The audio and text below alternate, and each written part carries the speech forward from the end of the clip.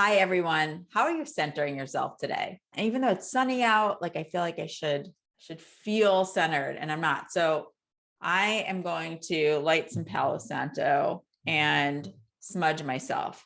You're probably like, what are you talking about? So I'm just going to show you.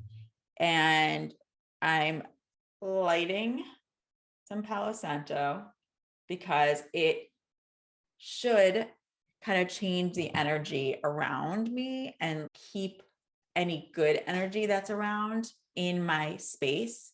And then I'm going to smudge myself all over. So I'm going to have the smoke go all around my body. And I'm going to say, clear me of anything that will not serve my highest good, bring positivity, love, light, peace, strength, hope, and clarity, connection with spirit for my highest good, so I may fulfill my soul's purpose and help others fulfill theirs.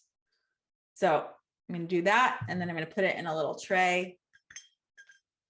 You can either, I like to keep it going in this little silver, or like a porcelain something, just so something doesn't catch fire.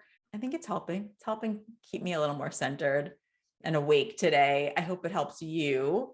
I'd love to hear how you are centering yourself today. Let's keep talking.